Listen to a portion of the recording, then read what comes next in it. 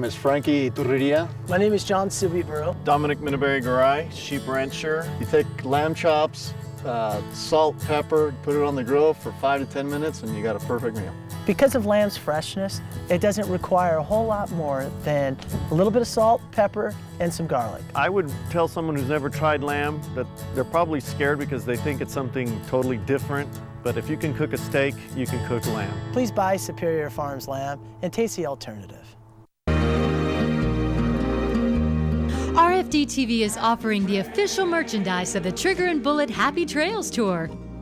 Go to triggerandbullet.com to see our complete collection, including the official Roy Rogers Chow Wagon Lunchbox, the Roy Rogers and Dale Evans old-time action figures, a set of Roy Rogers birthday cards, the All-American Cowboy Cookbook, a Roy Rogers coffee mug, Roy and Dale lunchboxes, the official Roy Rogers playing cards, travel with the official Roy Rogers luggage tag, a Roy and Trigger metal pail, or a Roy and Dale magnet for your kitchen.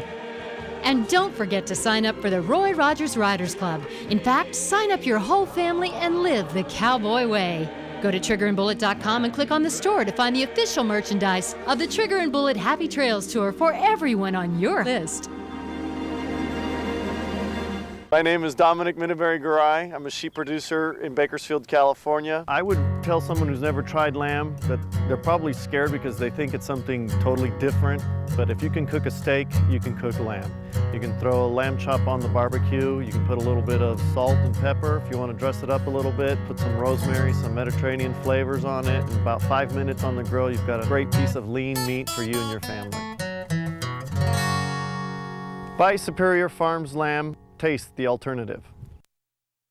And welcome back to RFD-TV Live with the American Sheep Industry Association. Telephone lines open for you to visit with Clint, Rita, or Peter about what we have talked about tonight, the exciting news of profitability all across the sheep and lamb wool industries. Our toll-free number for you to join us live here, 877-731-6733. Again, telephone lines are open. Peter, before we get to our next caller, you had a kind of a PS to our last caller asking about where to buy lamb meat in his area, and you have a place he might go. Absolutely. The best source is the American Lamb Board and their website, americanlambboard.org, because we're proud of the fact that we have a national promotion program in place for what we do in the wool business, but we also do it for lamb, and we have a dedicated board of meat processors, lamb producers, and feeders that all pay in and help promote and supply American lamb, and again, that's one of the questions they deal with is where to source American lamb locally, and that'd be an excellent place for anyone to look for questions on cooking, lamb, nutrition, as well as sourcing American lamb at Very retail. good, very good. And not every state, but 40-some states do have a sheep association that our viewers can go to their state association. Likely they'll have one, and they'd have a lot of that information as well. Oh, absolutely. And the state associations are also an excellent resource for producers that are in the business today. That's why they exist.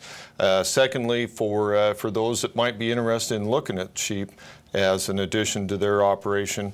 And we expect they're going to be full partners in our effort to rebuild inventory and increase numbers is our partnership between the state and national. Very good. Back to the telephone, Mitch from Alabama. Thanks for holding on, and you are up next. Mitch, welcome. Thank you. A lot of what we've heard tonight has to do with third and fourth generation ranchers and farmers. What's some of the things that ASI can do for people like me that might want to get into the business? Do they have people that can help, literature, and those kinds of things?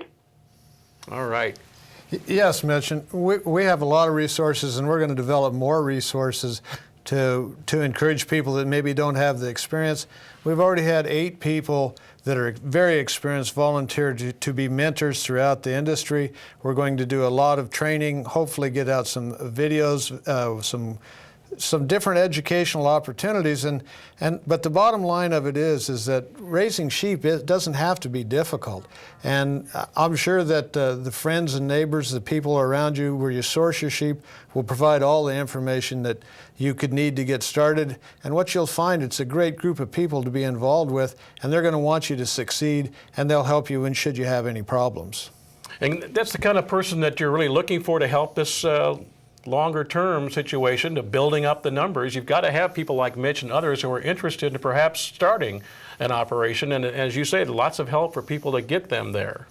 You're exactly right, Mark. And when you look at the people moving out in the suburbs and you're looking at 5 and 10 acre plots of ground, and that people are buying tractors and bush hogs to remove the grass and brush off of this, those kind of people can have a 15 or 20 head sheep flock and not only be financially rewarded from it, they're going to get the personal rewards along with the maintenance of their acreage. So we're trying to encourage people, whether you have experience or not, to get involved, and we'll become a friend, and we will help you through it. Great. More calls are coming in. We're getting those here as they get them set up. But Rita, back to you and the international market. Well, you were talking at dinner time about the all around the world, literally, where sheep production and wool just exploding. Maybe you could share some of that with our viewers. We're seeing great demand worldwide, a lot of interest in some of the new products we're talking about, particularly some of the lightweight products that we've have made a big difference. We send a lot of wool to China, to India. Some of that comes back, but some of that, China's a huge emerging market, so a lot of it stays there also. And we're seeing India coming back in the market, which is, Italy getting back in the market, which is very exciting. Mm-hmm. So it's all very, very positive for wool. Demand is up, and supplies are fairly low. They're at a 50-year low, as I mentioned earlier. So it's an optimistic time for the wool industry. And I would add too that the